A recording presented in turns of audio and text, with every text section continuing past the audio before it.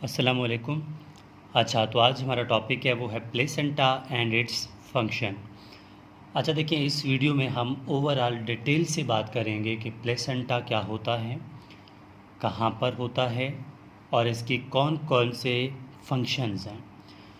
अच्छा देखें, प्लेसेंटा हम कहेंगे कि placenta is a vital organ present between mother and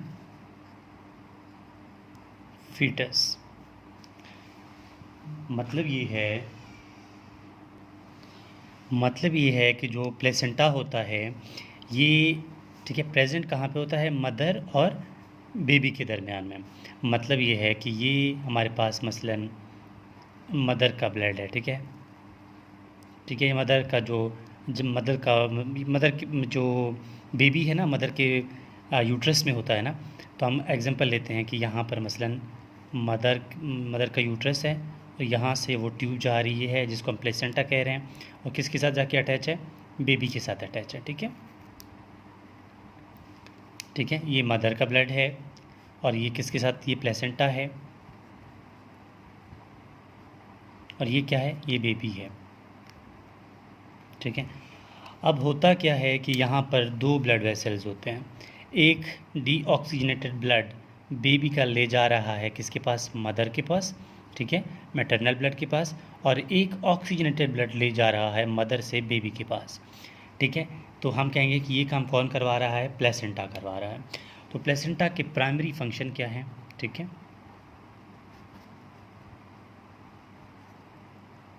placenta के प्राइमरी फंक्शन क्या हैं? प्राइमरी फंक्शन प्लेसेंटा के हैं gases exchange, gases exchange between किस चीज़ के? मदर और बेबी के दरमियान गैसेस एक्सचेंज, ठीक है। फूड ट्रांसपोर्टेशन,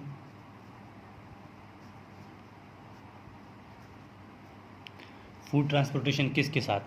बेबी और मदर के साथ। तीसरी चीज़ वेस्ट मटीरियल एक्सक्रीशन। लाजमी बात है, ये भी बेबी और मदर के दरमियान की बात होगी, ठीक है। अच्छा, तो ये हो गया इसके प्राइमरी फंक्शन। अब प्लेसेंटा के जो सेकेंडरी फंक्शन है या उसके मेन फंक्शंस हैं वो होते हैं कौन कौन से, अब वो देखते हैं, ठीक है। पहला होता है इसका रेस्पिरेटरी फंक्शन,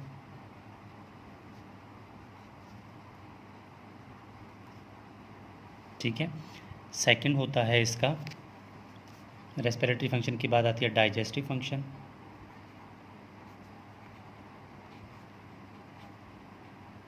डाइजेस्टिव फंक्शन। तीसरी आती है इसकी एक्सक्रीटरी फंक्शन,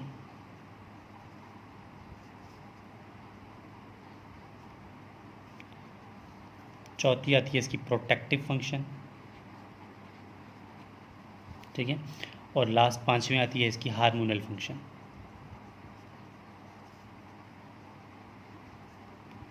और बाज़ औक़ात सिर्फ यही पूछते हैं वाइवा में भी और पेपर में भी कि what are the hormonal function of the placenta, सिर्फ ये भी पूछा जा सकता है। तो वन बाय वन इसको देखते हैं। नंबर वन, पहला क्या है? Respiratory function of placenta. देखिए, नाम से ज़ाहिर है रेस्पिरेटरी मतलब गैसेस एक्सचेंज की बात हो रही है। तो यहाँ क्या होगा कि रेस्पिरेटरी फंक्शन में, अब मैं सिर्फ आपको बता रहा हूँ, सेंटेंस आप बना लो क्योंकि मेरे पास जगह कम है। यहाँ पर आप ये लिख सकते हैं कि oxygen is transported from mother to baby by placenta. क्या होता है कि ऑक्सीजन जो है वो ट्रांसपोर्ट करता है प्लेसेंटा के ज़रिए मदर से बेबी के पास, ठीक है। और इसके बरक्स सेकंड पॉइंट आप लिख सकते हैं कि carbon dioxide is back transported from baby to mother. देखो दोबारा समझो, ऑक्सीजन जो है बेबी का ठीक है। सॉरी, ऑक्सीजन जो है मदर के ब्लड से चला जाता है बेबी के ब्लड में, ठीक है, बेबी के ब्लड में चला गया। अब कार्बन डाइऑक्साइड बेबी के ब्लड का ट्रांसपोर्ट होकर या डिफ्यूज़ होकर कहाँ जाएगा, मदर के पास, ठीक है। तो इस तरह गैसेस एक्सचेंज होती है, किसके ज़रिए से, कौन करवा रहा है, ये प्लेसेंटा करवा रहा है। सेकंड पॉइंट क्या है, डाइजेस्टिव फंक्शन।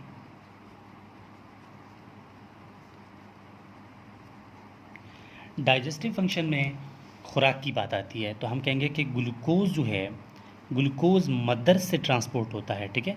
ग्लूकोज मालिक्यूल्स क्या करते हैं कि मदर के बॉडी से ट्रांसपोर्ट होकर, ठीक है, from mother body transported into baby blood. अब क्या होता है कि ग्लूकोज जो है वो ट्रांसपोर्ट होता है बाय फैसिलिटेटेड डिफ्यूजन और जाता है बेबी के ब्लड में। कहाँ से आया, मदर के ब्लड से। ये तो ग्लूकोज की बात हो गई। अब बात आती है प्रोटीन्स की, ठीक है। प्रोटीन्स प्लस वाइटामिन्स, प्रोटीन्स किस फॉर्म में जाएंगे, फैटी एसिड के फॉर्म में जाएंगे, ठीक है। प्रोटीन यानी फैटी एसिड जो है या वाइटामिन्स हैं वो क्या करेंगे, ये एक्टिव ट्रांसपोर्ट के ज़रिए से एब्जॉर्ब हो जाएंगे, ठीक है, एब्जॉर्ब हो जाएंगे मदर से, मदर की ब्लड से बेबी के ब्लड में, ठीक है।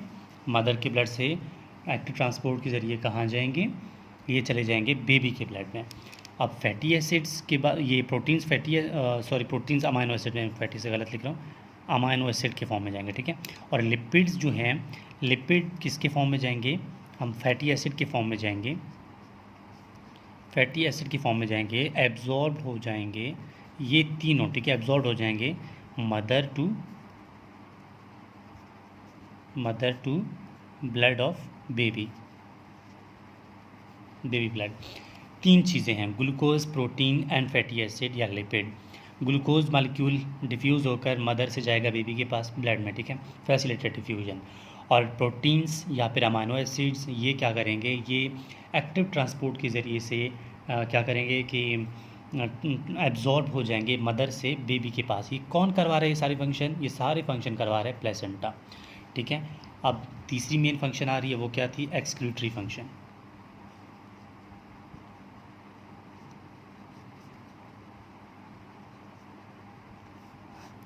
एक्सक्रीटरी फंक्शन में क्या होता है कि बेबी से यूरिक एसिड, ठीक है, यूरिक एसिड, केराटिन या फिर केराटिनिन, ये क्या करते हैं, बेबी के ब्लड से, ब्लड ऑफ बेबी के ब्लड से निकल कर कहाँ जाते हैं, मदर के ब्लड में। देखिए ना, अल्लाह ताला का कितना बड़ा निज़ाम है कि जो बच्चा है वो माँ के पेट में है, उसी की वेस्ट मटेरियल मदर के ब्लड में आते हैं और वहाँ से एक्सक्रीट हो जाते हैं, ठीक है। मदर ब्लड में आते हैं, फिर बॉडी से ये एक्सक्रीट कर जाते हैं मदर की एक्सक्रीटरी सिस्टम से, ठीक है। ये हो गया। अब आती है फोर्थ पॉइंट। फोर्थ पॉइंट हमारे पास क्या है, फोर्थ पॉइंट हमारे पास है प्रोटेक्टिव फंक्शन।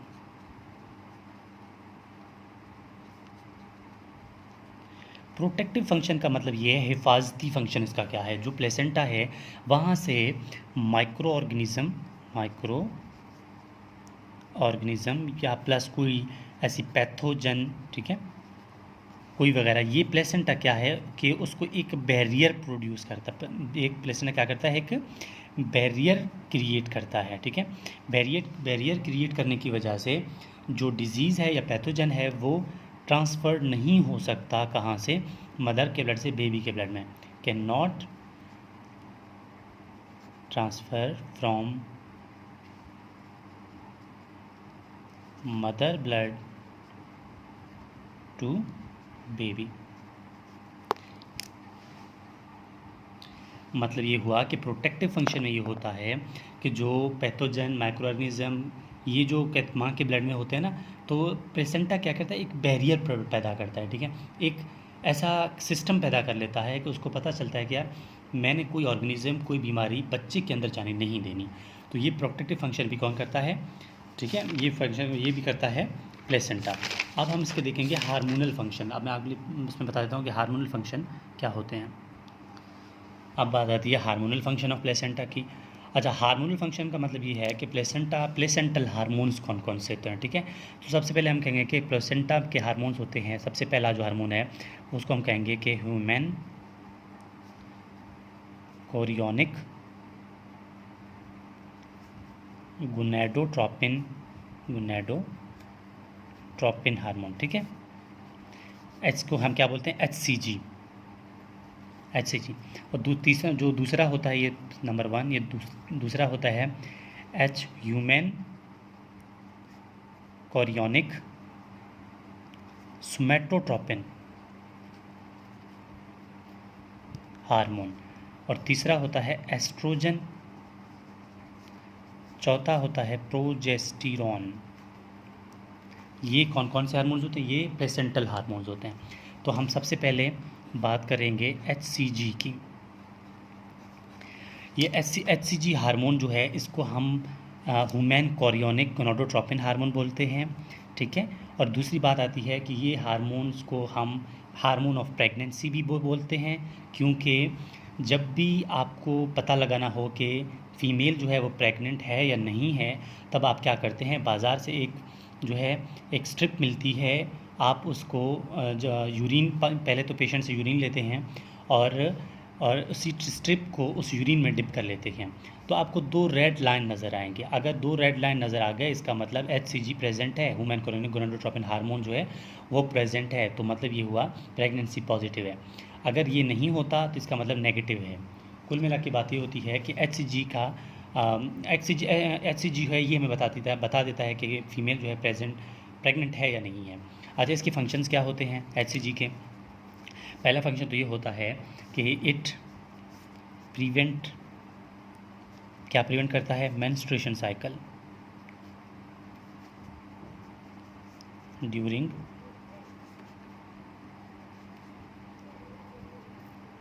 प्रेगनेंसी के टाइम ही क्या करता है। देखिए ना, कोई भी फीमेल ऐसा नहीं है कि प्रेग्नेंट भी हो और मेंसेस चल रहा, ऐसा नहीं होता। क्यों? क्योंकि ये हार्मोन जो है इसको प्रिवेंट कर लेता है। सेकंड पॉइंट आता है कि it keep active corpus luteum को एक्टिव रखता है। क्यों एक्टिव रखता है? क्योंकि ये कार्पस ल्यूटियम से क्या करवाएगा, वो थर्ड पॉइंट लिख रहा हूँ मैं, ठीक है। It cause corpus luteum to secrete more estrogen plus progesterone. मतलब क्या कि जो एचसीजी है ये कार्पस लूटियम को तो रोक लेता है, एक्टिव रखता है। क्यों रखता है? क्योंकि फिर कार्पस लूटियम को बोलता है कि ज़्यादा से ज़्यादा एस्ट्रोजन और प्रोजेस्टेरॉन जो है वो सिक्रीट करो। ये बात ये हो गई। अब बात आती है HCS की। क्या? ह्यूमन कोरियोनिक सोमैटोट्रोपिन हार्मोन, जो सेकंड नंबर पे है। ये क्या करवाता है? ये डिपेंड करता है, ये इसकी जो बात आती है तो ये रिलेटेड है डाइट से, ठीक है। ये प्रोटीन डेपोजिशन करवाता है, protein deposition during pregnancy. Female की बॉडी में जब प्रेगनेंसी होती है तब ये हार्मोन क्या करता है? प्रोटीन डेपोजिशन करवाता है। और ये क्या करवाता है कि ग्लूकोज, ठीक है, ग्लूकोज की अपटेक जो है मदर में कम करवाता है और इसको अवेलेबल करता है ब्लड में, किसके लिए? बेबी के लिए, ठीक है। अवेलेबल करता है ब्लड में ग्लूकोज लेवल को, किसके लिए? बेबी के लिए। आप ये समझें कि ग्लूकोज मदर जो है, ग्लूकोज मदर के लिए बॉडी में ग्लूकोज जो है अपटेक जो है कम हो जाएगी और वो ज़्यादा से ज़्यादा बच जाएगा बेबी के लिए, ताकि बेबी उसको यूज़ कर सकें, ठीक है। और थर्ड पॉइंट आती है इसमें कि ये क्या करता है कि फैटी एसिड्स को एडिपोज टिश्यू से ब्रेक करता है, तोड़ता है और क्या करता है? एनर्जी पैदा करता है, एनर्जी प्रोड्यूस फॉर मदर। देखिए ना, हमने कहा कि ग्लूकोज जो है ये अपटेक कम कराता है। ग्लूकोज अपटेक्शन कम होगी तो एनर्जी कहाँ से आएगी? तो एनर्जी जो है फैटी एसिड जो एडिपोज टिश्यू है उसको तोड़ के ये बॉडी को, फीमेल को क्या करेगा? एनर्जी दे देगा। तीसरा हार्मोन जो है वो एस्ट्रोजन है। एस्ट्रोजन हार्मोन को समझने के लिए आपने इस तरह समझना है कि आपके घर में एक मेहमान जब आ जाए तो आप क्या करते हैं, तो एस्ट्रोजन भी उसी तरह करता है। एस्ट्रोजन सबसे पहले तो क्या करेगा, enlargement of uterus, enlargement of cervix, ये करवाएगा। दूसरा क्या करेगा, इनलार्जमेंट ऑफ ब्रेस्ट करवाएगा, ठीक है, ये करवाएगा। तीसरा जो एस्ट्रोजन है ये ओवरऑल फीमेल कैरेक्टरिस्टिक पैदा करता है, ठीक है। फीमेल में क्या करता है, फीमेल कैरेक्टरिस्टिक्स पैदा करवाता है। जगह कम है, आप लोग खुद लिख सकते हैं, वॉइस में, मसल्स में, बॉडी में, हेयर में, बॉडी स्ट्रक्चर है हेयर में, ठीक है। और फीमेल की मसल कितने नरम होते हैं, ठीक है, इसी एस्ट्रोजन की वजह से। उनकी स्किन नरम होती है इसी एस्ट्रोजन की वजह से। उनका मतलब वो A to Z फीमेल में फीमेल कैरेक्टरिस्टिक जो भी होते हैं, ठीक है, कि फीमेल में ब्रेस्ट, फीमेल की हिप, फीमेल के लिगामेंट्स, यूट्रस के लिगामेंट्स की रिलैक्सेशन, जो कुछ भी है वो एस्ट्रोजन करवाता है। और प्रोजेस्टेरॉन लास्ट में बचता है, ठीक है। प्रोजेस्टेरॉन भी इसी तरह करवाएगा कि ये मेंटेन करेगा, प्रेगनेंसी को मेंटेन करवाएगा, ठीक है। सेकेंडली क्या करता है ये प्रोजेस्टेरॉन, ठीक है, ये तो इसमें हो गया। ये लैक्टेशन करवाएगा, lactation of milk. Lactation of milk का मतलब है कि मिल्क की सक्लिंग, मतलब जो बेबी सक करता है ना, उसको कौन करवाएगा, प्रोजेस्टेरॉन करवाएगा, ठीक है। और प्रोजेस्टेरॉन जो है, और ये भी आप कह सकते हैं कि फीमेल कुछ कैरेक्टरिस्टिक प्रोजेस्टेरॉन के हार्मोन की वजह से भी आते हैं, ठीक है। प्यूबिक हेयर फीमेल के, ठीक है, प्यूबिक हेयर फीमेल में कहाँ से आते हैं, ये प्रोजेस्टेरॉन की वजह से आते हैं, ठीक है। ये भी बोल सकते हैं एस्ट्रोजन का भी रोल है उसमें। ये दोनों जो हैं, इन दोनों को हम ये प्रोजेस्टेरॉन जो है इसको फीमेल हार्मोन भी बोलते हैं, ठीक है। तो यहाँ पर बात ये हो जाती है कि ये hormonal function of the placenta कहलाता है। तो ओवरऑल हमने डिस्कस कर ली कि प्लेसेंटा क्या होता है और इसके हार्मोनल फंक्शन, इसकी रेस्पिरेटरी, डाइजेस्टिव, एक्सक्रीटरी और प्रोटेक्टिव फंक्शन कौन कौन से होते हैं। तो यहाँ पर डिस्क्रिप्शन सारी कंप्लीट हो जाती है।